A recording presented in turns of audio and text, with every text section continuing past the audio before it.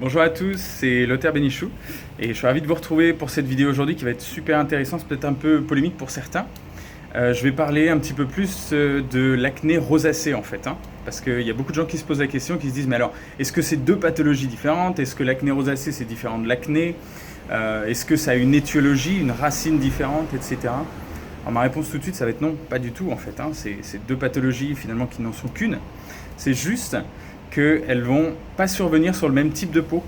Je pense que vous avez pu vous rendre compte qu'on n'a pas vraiment tous le même type de peau. Je dirais qu'il y en a peut-être 4 ou 5 types véritablement. Mais en tout cas, là, on va faire une distinction très simple. Il va y en avoir deux. Je pense que pour vous aider, disons quand on pense à une acné, que ce soit une acné adolescente ou une acné adulte, on va penser à ces types de lésions, donc ces comédons qui vont être, ces kystes un petit peu qui vont être bien rouges, qui vont être très endurés quand on va appuyer dessus, qui vont être durs et qui vont évoluer en ayant cette petite tête jaune, etc., qu'on va percer, etc. Donc ça, on va dire, c'est l'acné classique, inflammatoire. Et à côté de ça, on pense à l'acné rosacée, donc qui est finalement une acné qui va survenir sur une peau qui a une sensibilité vasculaire déjà, qui va rougir facilement.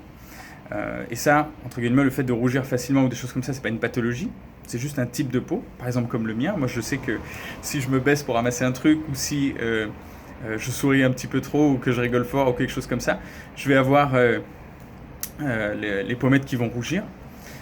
Et ça, du coup, même quand j'allais voir le dermato à l'époque ou des choses comme ça, je me souviens qu'on me dit « Ah bah oui, c'est typique une acné rosacée, c'est typiquement ça, etc. » Oui, ce que ça veut simplement dire avant de s'alarmer et d'aller taper acné rosacée dans Google et d'avoir la trouille de choper ce qu'on appelle un rhinophyma avec ses déformations du nez, etc. La première chose qu'il faut comprendre, c'est que c'est, tout comme l'acné d'ailleurs, c'est un symptôme d'un état inflammatoire de la peau et un état inflammatoire intérieur. Moi, ce que j'aime bien dire aussi, c'est que les peaux troublées, ce sont finalement des peaux qui vont avoir de l'acné. Alors qu'on ait un type de peau qui soit, je dirais, avec une fragilité vasculaire, avec une tendance à rougir, et ou qu'on ait un type de peau qui soit relativement robuste. Vous savez, il y a des gens qui peuvent se frotter le visage, ils vont pas rougir du tout, quoi. Donc ça, c'est un type de peau qui est assez robuste, on va dire, et que pour qu'il rougisse, il en faut beaucoup. Du coup, c'est principalement ça la véritable différence. Ce qui est intéressant aussi sur les acnés rosacées, c'est que le type de lésion est légèrement différent. C'est rarement des lésions kystiques très dures, etc. C'est plus des petites lésions comme des petits comédons, généralement qui ne sont pas dures quand on appuie dessus, ça peut arriver, qui ont une petite tête blanche. Et donc, c'est j'ai envie de dire, le petit avantage qu'il peut y avoir dans cet état quand même, c'est de se dire que ces lésions-là ont tendance à moins laisser de cicatrices. Donc ça, c'est une bonne chose parce qu'elles vont finalement moins profond dans l'épiderme. Ce qui est intéressant aussi, c'est que c'est finalement des lésions qui vont assez bien réagir aussi à ce qu'on met en place pour vraiment faire en sorte en fait, de rééquilibrer ce qu'on appelle une peau troublée déjà, quand on agit au niveau de la peau, mais ça c'est la première chose. Et ensuite quand on agit au niveau interne et on agit plus sur l'état inflammatoire général, je dirais. Donc c'est des peaux qui répondent bien. Ce qu'il faudrait aussi peut-être bien dire, c'est que bien évidemment l'aspect réactif de la peau va s'apaiser. Donc on va avoir moins ces flushs. Pour les gens qui ont une acné rosacée ou qui savent un petit peu ce que c'est, vous savez ce que c'est que les flushs. Donc c'est ces grosses vasodilatations, donc ces grosses rougeurs qui arrivent et qui chauffent les joues, qui sont assez désagréables.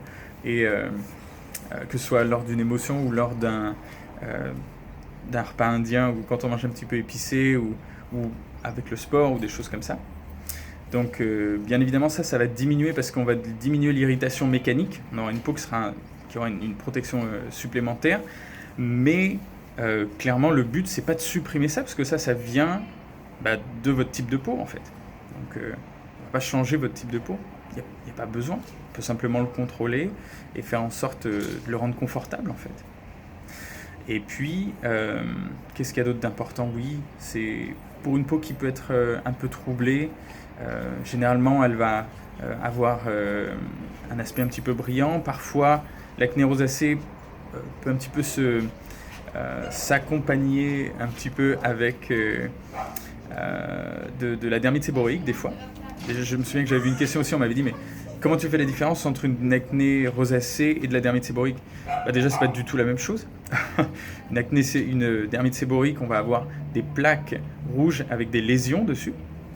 Tandis que pour une acné rosacée, en tout cas, disons une peau qui a une tendance érythrosique, ça veut dire une peau qui a une tendance à rougir, il n'y a pas forcément de lésion, ça peut être une peau qui est tout à fait saine, mais lors d'un effort, lors d'un plat épicé, lors d'une émotion, elle peut facilement rougir. Voilà la différence. Donc voilà, clairement, j'avais parlé un petit peu de la dermite séborrhéique si vous voulez regarder la vidéo là-dessus. Mais en tout cas, je voulais simplement vous dire que ce qui était important de comprendre, c'est que ces deux pathologies-là, qui n'en sont qu'une finalement, sont parfaitement traitables. Et si vous voulez en savoir un petit peu plus sur comment on s'y prend, vous avez un lien en dessous pour savoir un peu comment est-ce qu'on accompagne les gens. Vous pourrez voir un petit peu voilà, peut-être certains témoignages, etc. En tout cas, prenez bien soin de vous. Si cette vidéo vous a parlé, n'hésitez pas à mettre un petit pouce bleu si vous êtes sur YouTube et à vous abonner à la chaîne si vous en voulez d'autres. En tout cas, prenez bien soin de vous et je vous retrouve pour la prochaine vidéo. Salut!